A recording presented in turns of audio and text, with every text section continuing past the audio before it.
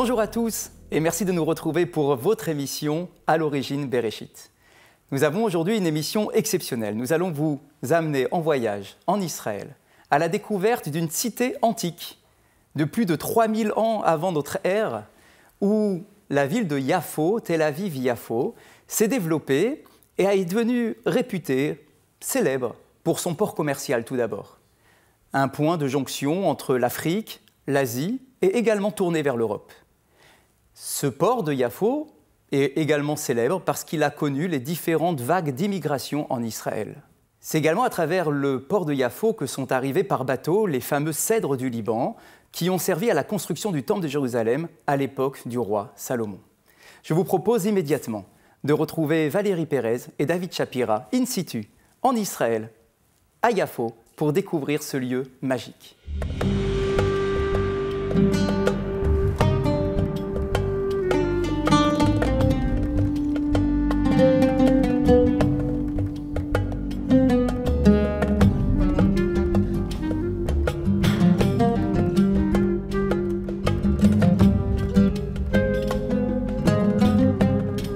Bonjour à tous, bienvenue, merci à vous de votre fidélité à nos programmes. Nous sommes à Jaffa, dans le sud de Tel Aviv. Ça change, vous allez le voir, de cette ville blanche, la ville qui ne dort jamais, qui est juste derrière moi. C'est un endroit particulier, vous allez le voir aujourd'hui, car c'est un mélange de cultures. D'abord une mixité qui vient de la population arabe, qui était locale, des juifs qui sont venus après la Première Guerre mondiale et la Seconde Guerre mondiale, c'était diverses immigrations. Et puis la population immigrante d'aujourd'hui contemporaine, des juifs qui viennent du monde entier. Alors dans cette émission, nous allons visiter Jaffa, Yafa en hébreu qui veut dire la belle. Jaffa qui se situe sur le littoral méditerranéen avec un port de pêche qui est le port le plus vieux du monde. Alors David Shapira, cette ville de Jaffa, elle est particulière. D'ailleurs, elle n'existe comme nulle part en Israël, comme nulle part dans le monde. Et déjà, il y avait déjà énormément d'habitants ici dans les années 30, puisque 69 000 personnes habitaient à Jaffa. La moitié d'entre eux, c'était des Arabes et l'autre moitié, c'était des Juifs. Donc à vivre ensemble déjà. Oui, absolument. Et c'est une mixité très intéressante parce qu'aujourd'hui, nous trouvons à peu près toutes les religions et toutes les populations. Comme vous l'avez rappelé, il y a ici des musulmans, mais il y a aussi une communauté chrétienne très importante et qui n'est pas homogène. Vous avez ici des Arméniens, vous avez des Coptes, vous avez des Maronites, vous avez des catholiques, vous avez des Grecs orthodoxes. Et évidemment, vous avez aussi des Juifs qui sont venus de tous les pays, des pays orientaux, des pays occidentaux, et qui sont à Jaffa. Et toute cette population cohabite ensemble, vit ensemble, exerce le commerce ensemble, se côtoient et se partagent les mêmes problèmes, les mêmes vicissitudes de la ville. Et Jaffa est devenu aujourd'hui presque un symbole de réussite, de cohabitation avec toutes ces religions qui vivent ensemble, le marché aux puces, la vieille ville, le port, tout cela, ce sont des atouts très importants pour la ville de Jaffa. Alors Jaffa, c'est une ville qui a plus de 3500 ans. Qui habitait ici au départ ? Il y a une présence ici depuis 4000-4500 ans.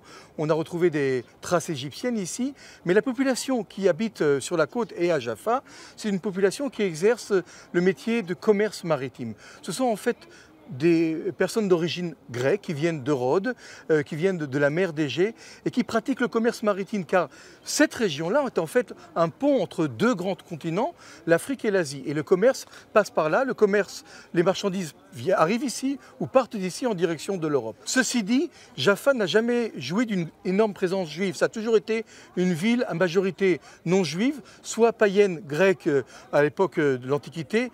Et ici, n'oublions pas, c'est un port, certes, mais qui sert de point d'arrivée de transit pour arriver, pour s'installer dans les 4 grandes villes saintes de la Palestine de l'époque, ça s'appelle comme ça, oui. La Terre Sainte, c'est-à-dire Hébron, Safed, Tibériade et évidemment Jérusalem. Oui, si bien qu'en 1891, comme il y avait beaucoup d'immigration, il y a eu un bureau qui a été ouvert pour les accueillir, ces gens. Absolument, les immigrants arrivaient ici sans rien, démunis de tout. Et donc il fallait les accueillir parce qu'ils n'avaient même pas de quoi voyager. C'était pendant l'époque de la première, seconde et troisième alia, ces premières vagues d'immigration à partir de 1882, des gens qui étaient complètement démunis.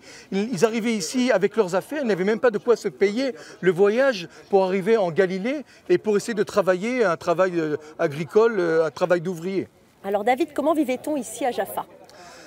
Écoutez, ça dépend les périodes. Il faut d'abord comprendre que Jaffa a commencé aussi sa carrière en étant une ville qui appartenait aux croisés. Ici, c'était un royaume très important, le royaume de Jaffa, aussi important que le royaume de Jérusalem. C'était une région à part. Lorsque les croisés ont été chassés par un guerrier qui s'appelle Bébar, qui était un dirigeant mamelouk, ce dernier a décidé de détruire Jaffa ainsi que toutes les villes du littoral pour éviter que les croisés reviennent et continuent leur croisade. Donc Jaffa, en fin de compte, a été un petit port abandonné, et ça pendant des siècles jusqu'au début du 19e siècle. Alors justement, c'est la période des Ottomans, et là il y avait des règles particulières quand on était juif. Quelles étaient les règles à respecter pour vivre à Jaffa? Alors tout d'abord, les Ottomans voulaient maître de la situation. Donc les Ottomans, à chaque fois qu'on voulait obtenir d'eux quelque chose, il fallait toujours payer, c'est-à-dire utiliser ce qu'on appelle le système du bakchish, qui existe encore, un mot turc et qui est rentré dans la langue commune. Donc les Ottomans qui sont revenus ici et qui ont rebâti cette ville au XVIIIe siècle avec un dirigeant qui s'appelle Abou Nabout, exerçaient des conditions très très dures pour les Juifs. Les Ottomans ne voulaient pas que d'autres populations que les musulmans ne puissent s'installer à long terme ici. C'était donc très difficile. Et donc Jaffa n'a jamais été réellement une ville juive au sens propre du terme. C'est une ville qui sert de transit, puisque la population, les pèlerins juifs qui viennent ici, soit pour se rendre à Jérusalem, soit s'installer en Galilée, en Basse-Galilée, pour exercer l'agriculture à la fin du 19e siècle. Dans les kibboutz. Absolument. Eh bien, s'arrête à Jaffa, on y reste quelques jours, quelques nuits, on y reçoit de l'aide justement du ce bureau d'immigration, et puis après on part s'installer ailleurs, on ne reste pas à Jaffa.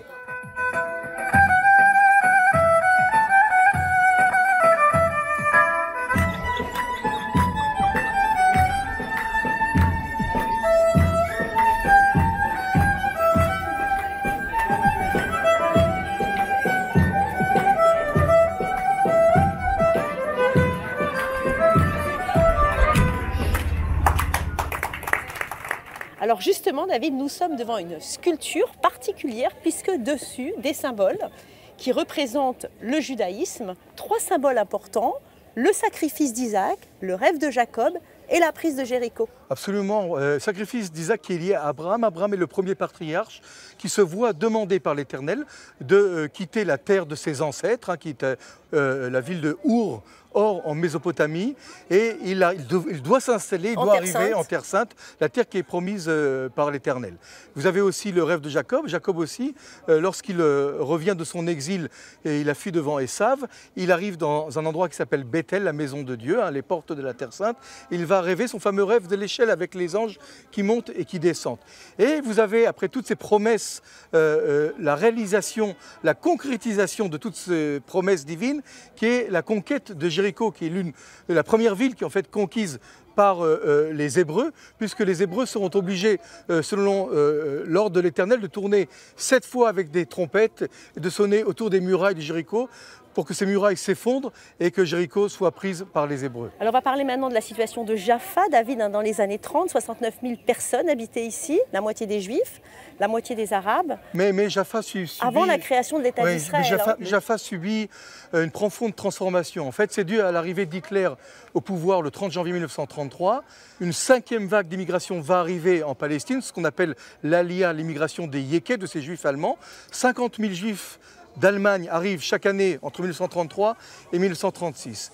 La population musulmane, la direction des Arabes de Palestine décide d'une grève générale en 1938, et dans toute cette région de la Palestine, les Arabes font grève, ferment leurs boutiques et commencent à s'attaquer aux Britanniques. Vous l'avez rappelé, Jaffa, c'est une succession de petites ruelles, c'est une casbah, et les Britanniques se font attaquer par les émeutiers arabes et décident en 1936 de détruire la ville de Jaffa, ces petites ruelles. Ils font croire aux Arabes de Jaffa qu'il y a un début d'épidémie de choléra et demandent à toute la population de quitter leur maison. Et les Britanniques en profitent pour rayer la ville à coups de tracteurs et de bulldozers dans une opération qu'on a appelée l'opération Ancre, puisque nous sommes dans un port, donc c'est relié à l'ancre. La ville ressemblait à une ancre d'un bateau.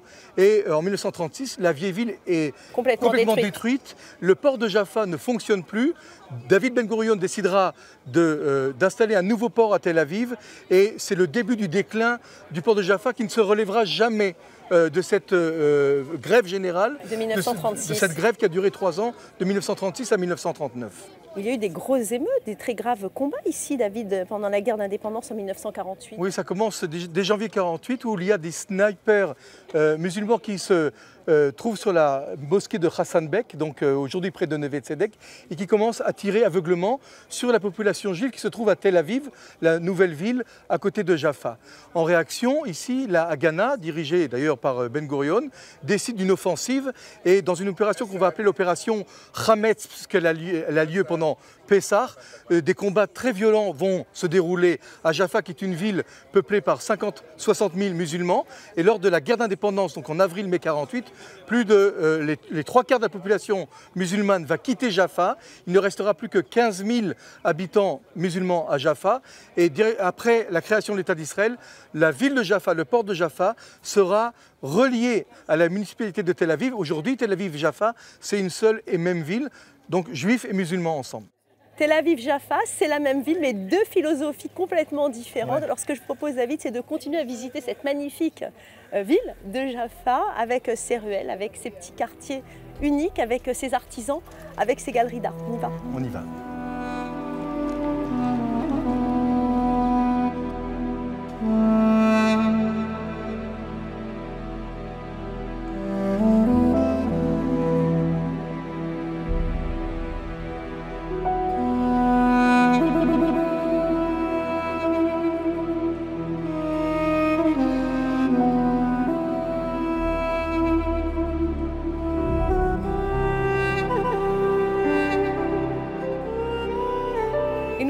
Dans ces ruelles de Jaffa. Dans quelques instants, nous allons aller visiter une synagogue, David. C'est l'une des plus vieilles synagogues de Jaffa. C'est maintenant une synagogue libyenne, mais avant cela, c'était une synagogue turque et c'était même à un moment donné une usine de savon.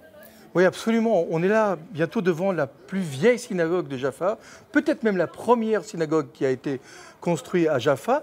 Elle a été construite grâce à l'aide de la communauté juive d'Istanbul qui a donné de l'argent, des dons pour construire cette synagogue. C'est une synagogue qui a fonctionné quelques années, malheureusement pas longtemps, puisque les musulmans ont décidé tout d'abord de limiter les prières à 3 jours par an. Oui. Et puis quelques mois plus tard, elle a été fermée. Elle a été fermée, elle a été réquisitionnée et ce local a subi plusieurs transformations. Entre autres, vous l'avez rappelé, c'était aussi une usine de savon. Et à la guerre d'indépendance en 1948, les forces israéliennes arrivent ici et là, un prêtre franciscain s'approche des soldats et leur dit « J'ai la clé de la synagogue, voici la clé de la synagogue de Jaffa ».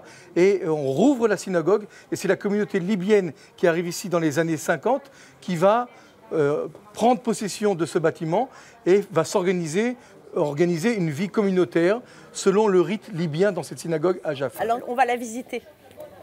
Et voilà David, la synagogue syrienne, shalom, shalom, toda rabba. Alors voilà ça. Amen, amen. Ça c'est l'accueil libyen, très chaleureux. Alors on le voit David, c'est une synagogue particulière, avec une architecture particulière. Absolument, on voit ici une architecture en arche, c'est typique de l'architecture de la région orientale. Les arches sont faites pour soutenir un point important. Ici, les monuments en pierre sont lourds et donc on est obligé d'utiliser cette technique pour pouvoir justement assurer la stabilité du bâtiment. Alors avant, il y avait un mikvé qui a été fermé d'ailleurs. Hein ? Oui, au départ, cette synagogue fonctionnait aussi avec un bain rituel, le mikvé, qui permettait à une communauté de vivre, car sans mikvé, on ne peut pas vivre en communauté ici. Et cet endroit servait aussi d'auberge, de maison d'accueil pour les Juifs qui venaient à Jaffa en direction de Jérusalem. Allez, on va visiter.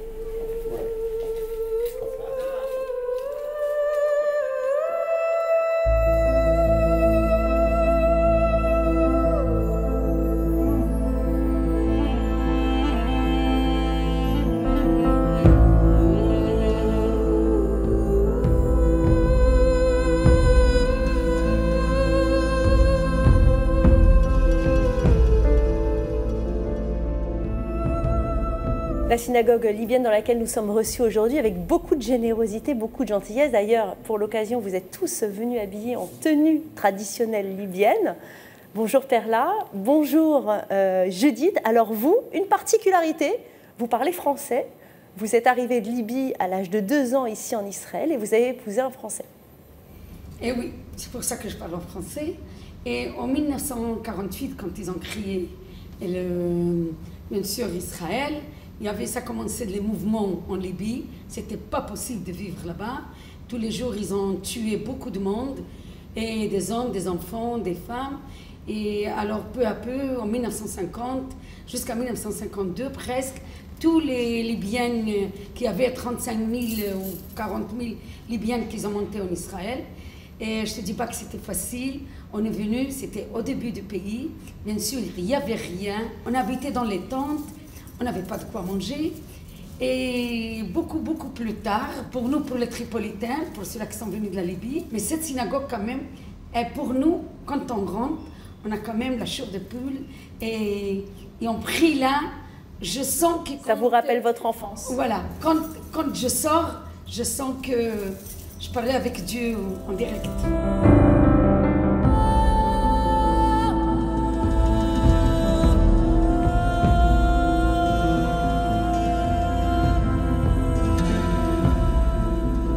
David, nous sommes précisément ici sur les marches que l'on appelle les marches de la Seconde Alia. Pourquoi? Parce que les Juifs de Russie arrivaient après des pogroms en Russie sans précédent. Absolument. Ici, ce sont des marches qu'on appelle les marches de la Seconde Alia, la seconde vague d'immigration. Mais en fait, tout le monde arrive ici.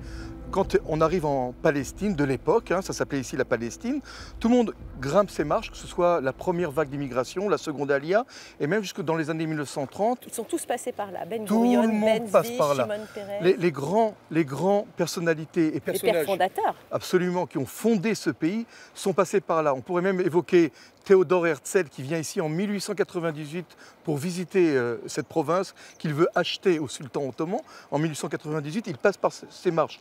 En 1906, un jeune sioniste exalté du nom de David Ben Gurion monte ces marches. Des présidents, des hommes qui seront des présidents de l'État d'Israël, comme Yitzhak Ben Zvi ou Shimon Peres, montent par ces marches, car c'est par là qu'on arrivait, encore une fois, jusque dans les années 1930, où les Britanniques vont aménager un port moderne qu'ils appelleront Haïfa. Mais pour l'instant, tout le monde passe par là.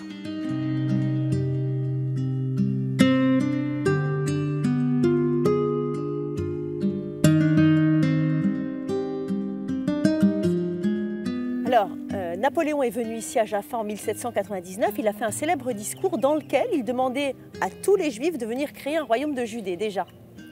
Oui, en fait, en 1799 commence ici ce qu'on appelle la campagne d'Alexandrie. Alors, Napoléon Bonaparte est un général qui est en France et qui commence à prendre trop de place, trop opportuniste, qui dérange un peu trop les dirigeants en France, et il décide un petit peu de l'écarter.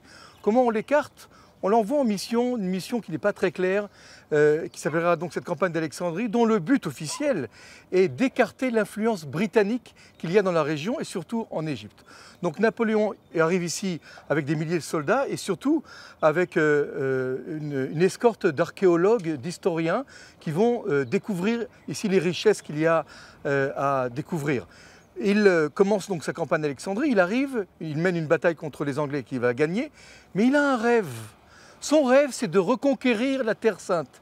Et effectivement, il va écrire une déclaration qui va être publiée dans un journal où il va appeler les Juifs du monde entier à revenir reconstituer le royaume de Jérusalem, le royaume de Judée. Vous voyez, c'est une déclaration Balfour, mais en 1799. Oui, c'est finalement un État juif avant l'heure. Un État juif, c'est un appel sioniste, on peut l'appeler, de la part de Napoléon, qui, encore une fois, demande aux Juifs de revenir l'aider à restaurer un royaume, le royaume de Judée, dont la capitale serait Jérusalem.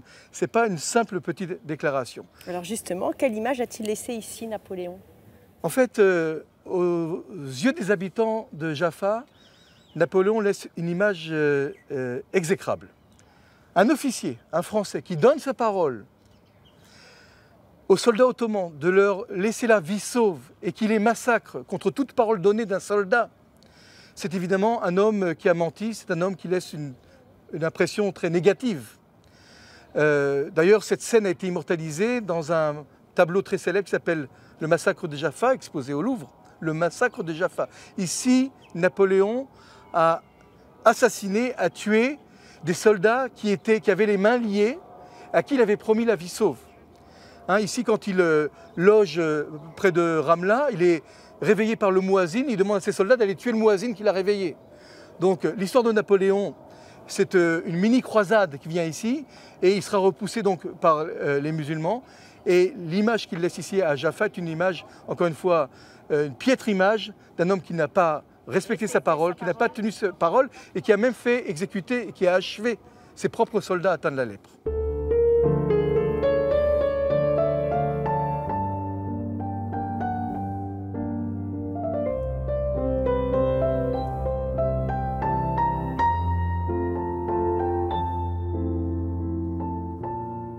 Nous sommes ici pour évoquer la ville de Jaffa et les premières références de cette ville se trouvent dans la Bible. Alors David, c'est donc ici que Jonas avait vécu son aventure, il était passé par-dessus bord, c'est bien ça? Oui, en effet, le prophète Jonas a commencé sa carrière, je dirais presque ici. Alors Jonas est un prophète très important. Jonas, c'est un livre qu'on lit d'ailleurs le jour de Kippour, qui est le jour le plus saint de l'année, et c'est une histoire absolument rocambolesque. En effet, Jonas est avalé dans le ventre d'une baleine, et il va y rester pendant 3 jours. Alors vous nous parlez de Jonas, de cette belle histoire de Jonas, mais il y a aussi dans le livre de Josué une référence à la ville de Jaffa parce que c'était la ville bordurière pour la tribu de Dan. Absolument. La ville de Jaffa est rappelée dans le livre de Josué et la tribu de Dan qui s'est installée ici a conquis Jaffa. Ceci dit, Jaffa est toujours restée dans l'histoire une ville païenne, une ville de navigateurs, de commerçants maritimes. Et nous savons que le bord de mer de cette terre sainte a toujours été habité par des Philistins ou par des Phéniciens. Ce sont des personnes qui viennent de la Grèce et qui connaissent et qui savent exercer le commerce maritime. Ce que les Hébreux ne savaient pas trop quand ils viennent, ils sortent esclaves d'Égypte, ils arrivent dans cette terre-là, ils sont plus bergers, soit agriculteurs, mais les Hébreux qui arrivent là ne sont pas des grands commerçants marins, donc Jaffa, comme Gaza, comme Ashkelon, resteront des villes qui sont des villes à commerce maritime avec une population à majorité étrangère et païenne. Autre référence, Salomon, qui fait venir des cèdres du Liban pour construire le second temple. Absolument. On sait que Salomon avait fait des alliances avec les rois. On sait qu'il avait épousé aussi des filles de rois pour sceller des alliances, comme on a fait dans la royauté en France aussi. Et Salomon s'adresse à Hiram, le roi de Tyr. Tyr, c'est au Liban. Et lui rappelle ce que son père, le roi David, avait voulu faire. David avait voulu construire un temple, le temple de Jérusalem. Mais il ne l'a pas construit parce que c'est un roi guerrier. Absolument. Dieu lui avait dit, tu ne construiras pas mon temple, car toi, toute ta vie, tu as fait la guerre, tu as versé du sang. Or, comme on le sait, Dieu dit à David, l'homme qui construira mon temple sera un homme de paix, un homme de ce qu'on appelle en hébreu de shalom. Shalom, c'est le mot paix. Et Salomon s'appelle Shlomo en hébreu, du mot shalom, c'est le mot paix. Hein, c'est un mot qu'on retrouve dans toutes les langues, Salam, Suliman, Zalman en yiddish, tout ça c'est Monsieur Paix. Et en fait, Monsieur Paix, Monsieur Salomon, Monsieur Shlomo, ce sera lui. Alors qu'est-ce qu'il fait? Il est en paix avec ses voisins après les conquêtes du roi David. Il s'adresse à Hiram, qui est le roi de Tyr, et lui demande de l'aider dans la construction. Et Hiram va l'aider, bien sûr, il y a une condition. Le roi Salomon fournira de la nourriture, des vivres et de quoi manger au roi de Tyr. Et en contrepartie, le roi de Tyr lui donnera des cèdres du Liban. Le temple de Salomon a été construit en bois et ces cèdres vont être acheminés par la mer et ils vont arriver où? Ici à Jaffa, dans ce port qui est en fait la porte de Jérusalem. Car Jaffa a aussi une importance capitale. Jaffa est le port le plus proche de la ville sainte, la ville de Jérusalem. D'ailleurs, les croisés appelaient Jaffa le port de Jérusalem. On sait qu'à Jérusalem, il n'y a pas de port. Le port de Jérusalem, c'est Jaffa.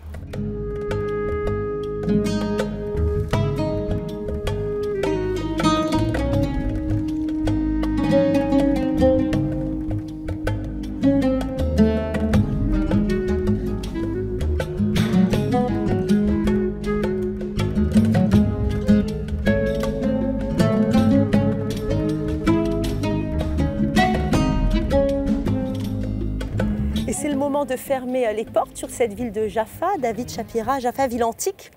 Oui, oui, tellement antique qu'on raconte même que Noé, après le déluge, serait enterré dans un des rochers sous la mer, justement à Jaffa, et qu'il a donné le nom de Jaffa à l'un de ses fils, Yéphet, Shem, Ham et Yéphet, qui est le mot joli, Jaffa, donc la ville de Jaffa est la plus belle ville du monde. Oui, Jaffa, ville archéologique également, on a vu de nombreux vestiges. Absolument, les Égyptiens étaient ici, on a vu aussi les Cananéens, on a vu des Hébreux, on a vu les croisés, on a vu les Mamelouks, on a vu ici les Ottomans et les Juifs qui sont revenus par Jaffa en Israël. Et Jaffa, ville historique avec de nombreux touristes qui viennent ici en quête de leur identité. Absolument, je crois qu'on ne peut pas visiter Israël sans venir au moins une fois se promener à Jaffa. Jaffa avec ce judicieux mélange culturel qui fait d'elle une ville unique au monde. Merci à vous, David Shapira, de nous avoir fait visiter cet endroit absolument magique. Et merci à vous, chers téléspectateurs, de nous avoir suivis. On se retrouve très vite pour visiter d'autres endroits merveilleux en Terre Sainte.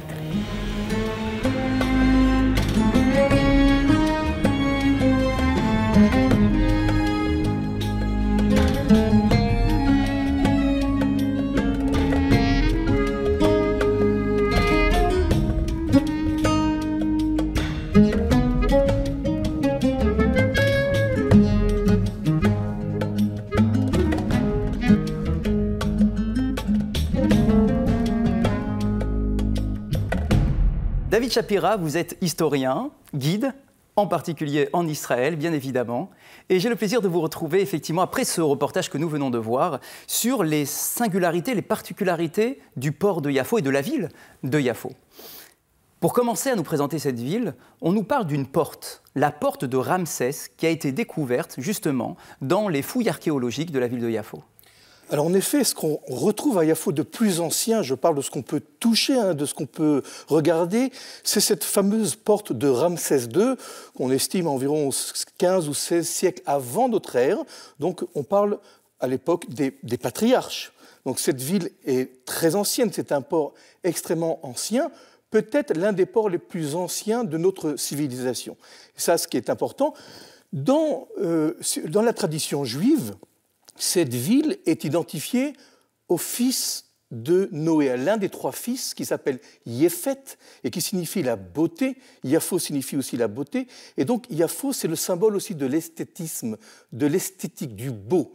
Et la tradition raconte que Noé aurait été enterré sous un des rochers du port de Jaffa par l'un de ses fils, donc Yéphet. Donc ce qu'on voit, c'est que c'est une ville ou un port extrêmement ancien et dont la présence égyptienne remonte à l'époque où justement les patriarches, les pères de la nation juive apparaissent. Alors il est toujours intéressant, vous parlez de l'Égypte, de la porte de Ramsès II, il est toujours très intéressant d'essayer de déceler l'influence égyptienne sur l'histoire du peuple d'Israël. On le voit avec Abraham, il arrive en Israël, dès qu'il y a une famine, il va en Égypte. On va le voir un peu plus tard avec Jacob, qui va également, avec la famine, se retrouver en Égypte. Les enfants de Jacob vont se retrouver en Égypte. Et tout au long de l'histoire, dans la Bible déjà, mais tout au long de l'histoire, on voit des influences, des fois positives, des fois négatives, des fois des alliances militaires, ou des fois au contraire des guerres avec cette puissance de la région. Que pouvez-vous nous dire sur le lien qui existe entre l'Égypte et la ville de Yafo ? Il y a un lien extrêmement intime et profond entre l'histoire justement du peuple juif et l'Égypte qui est présente. Yafo est égyptienne 15, 16, 17 siècles avant notre ère, d'ailleurs jusqu'à l'apparition des Hébreux qui quittent l'Égypte et qui arrivent dans la terre de Canaan. Donc pendant plusieurs siècles, Yafo, c'est la porte de l'Égypte vers l'Asie mineure. Et Yafo est égyptienne. Ce lien intime concerne évidemment les patriarches qui, lors d'une famine, préfèrent s'implanter, descendre en Égypte, car nous savons l'Égypte où coule le Nil est un pays riche. Mais aussi, Jacob est appelé par Joseph, aussi dans le cas d'une famine, pour séjourner en Égypte. Et puis, nous le savons, et ça c'est toujours par rapport à Jaffa, le peuple juif naît ou connaît sa naissance en Égypte, où il devient esclave, où il sort d'Égypte. Donc, si vous voulez, Jaffa, la belle, c'est la porte de l'Égypte dans cette région. Et c'est surprenant parce que le texte biblique va nous interdire de retourner vivre en Égypte, alors que nous savons pertinemment que des communautés égyptiennes ont toujours existé sur ce territoire. Oui, il y a toujours cette tentation de s'installer dans un pays riche, un pays où l'abondance est omniprésente. Notre relation avec l'Égypte, je l'ai dit, est profonde. Nous sommes, en tant que peuple juif, pendant la royauté, tiraillés par deux grandes puissances.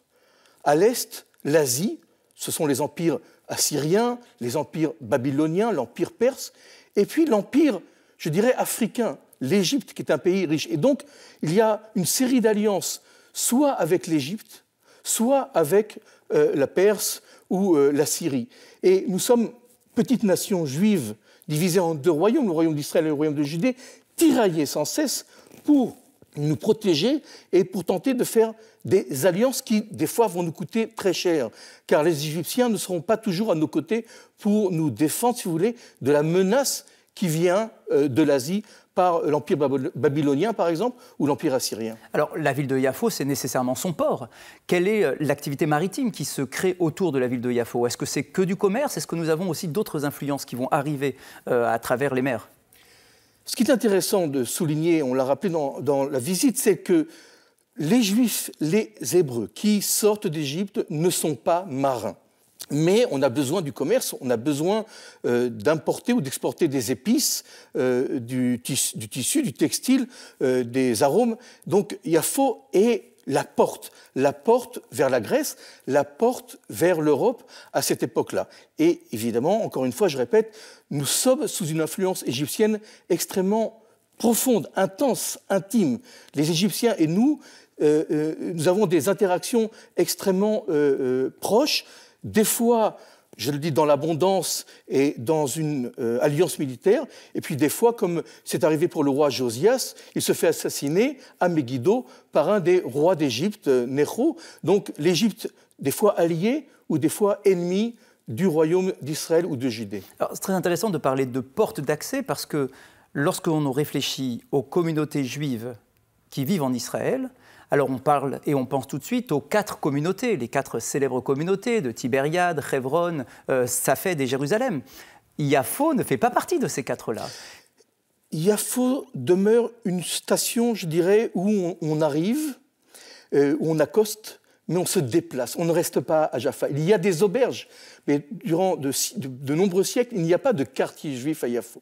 C'est un terminal, comme un terminal d'aéroport.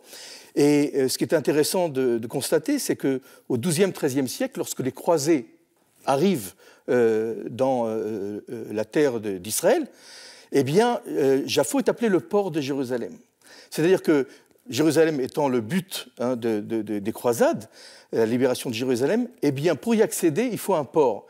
Or, Jérusalem, comme vous le savez, il n'y a pas de mer ni de port à Jérusalem, mais Jafo est encore une fois la porte, cette fois-ci non de l'Égypte, mais la porte vers Jérusalem. Et pendant des siècles, Jaffa sera, si vous voulez, le point où on atterrit, entre guillemets, où on accoste pour se rendre à Jérusalem, la ville sainte. Évidemment, Hébron aussi, et Tibériade et Safed.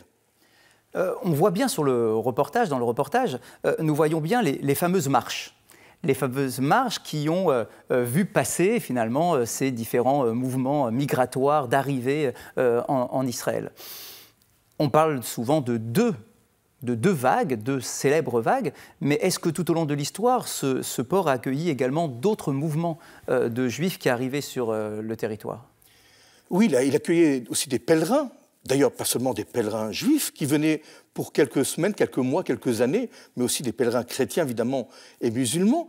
Et ce qui est intéressant de constater, puisque vous avez parlé de 2 vagues migratoires, les 2 vagues d'immigration, c'est que la première vague qui débute en 1880 est une population, je dirais, extrêmement pratiquante religieuse, mais qui vient, cette fois-ci, travailler la terre d'Israël et s'installe à Zichron Yaakov et à Rosh Pina. Mais la deuxième vague est une vague socialiste laïque et qui accoste encore à Jaffa, va décider de sortir un peu de l'ancien, du traditionnel, je dirais un peu de la rigidité et de la pauvreté et de la misérabilité à cette époque-là de Jaffa et va créer un quartier qui va s'appeler, quelques mois plus tard, le quartier de Tel Aviv.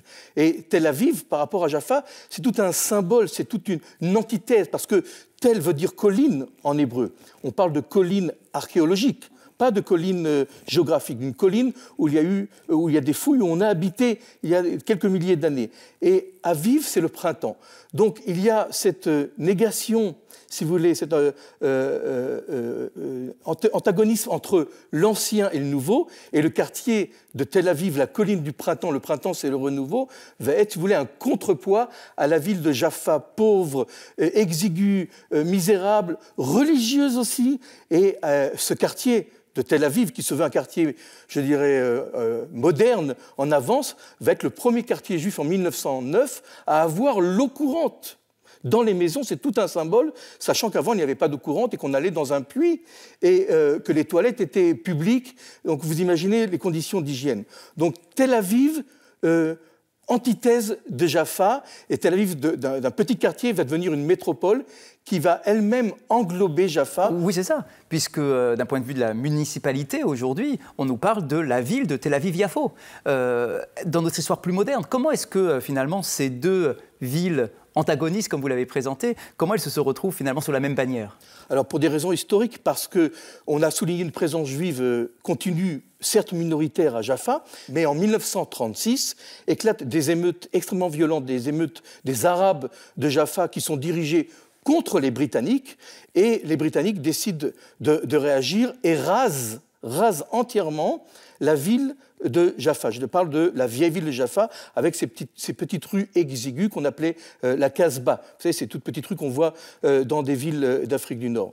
Eh bien, après 1936, la majorité des Juifs de Jaffa quittent Jaffa à cause des violences et iront s'installer à Tel Aviv, la ville qui grandit et qui absorbe les quartiers autour de cette métropole. Et la guerre d'indépendance va changer la donne, puisque les premières émeutes de la guerre d'indépendance en 1948 commenceront à Jaffa, d'une mosquée très célèbre qu'on appelle la mosquée Hassan Bek, qui est aujourd'hui visible puisqu'elle touche l'hôtel David Intercontinental pour ceux qui connaissent Tel Aviv. Et c'est de cette mosquée que les premiers tirs et les premières émeutes débuteront contre les habitants juifs de Tel Aviv. Pendant la guerre d'indépendance, près de 3/4 de la population arabe de Jaffa quitte la ville et en 1949, la mairie de Tel Aviv décide d'intégrer le port de Jaffa, l'ancien port de Jaffa, à cette nouvelle métropole qu'est Tel Aviv. En remontant encore plus loin, parce que vous avez évoqué l'arrivée des Britanniques, on peut effectivement comprendre aussi et rappeler la place de l'Empire ottoman qui permettait tout de même aux Juifs de vivre en paix, en sérénité dans cette ville de Yafo, avec une présence arabe très, très forte, sans qu'il y ait de tension jusqu'à l'arrivée des Britanniques. C'est vrai, l'Empire ottoman, c'est 400 ans de présence entre 1517 et 1917. Et c'est vrai que l'Empire ottoman, dans sa conception, si vous voulez, a toléré les minorités religieuses qui n'étaient pas musulmanes. Donc elle a été, à partir du XVIIIe, XIXe siècle, extrêmement tolérante dans les droits personnels, les droits civiques familiaux donnés à chaque communauté et minorité religieuse. Alors, à Jaffa, c'est très important de le souligner, l'Empire ottoman n'a pas investi énormément de moyens dans cette région durant ces 400 ans.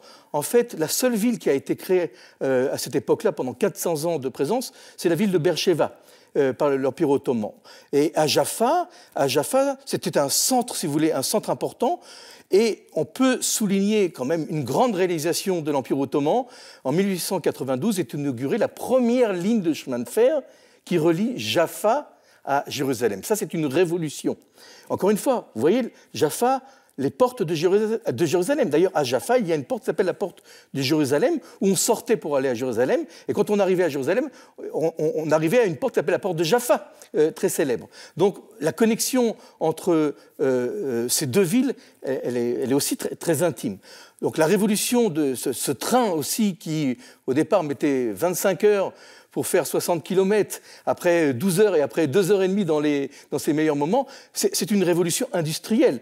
Il faut savoir, la modernité arrivera très tard dans cette région. En fait, vous l'avez souligné, c'est en 1917 que les Britanniques arrivent à Jaffa, et c'est eux qui vont, si vous voulez, amener la modernité dans cette région, y compris à Jaffa. Ceci étant dit, Jaffa, le port de Jaffa lui-même, à cause de ces eaux qui sont peu profondes et de ces rochers si vous voulez, qui entoure le port lui-même ne pourra jamais devenir un port moderne et industriel parce que les bateaux, les grands bateaux ne peuvent pas se rapprocher du port, justement à cause de ces rochers qui forment une digue.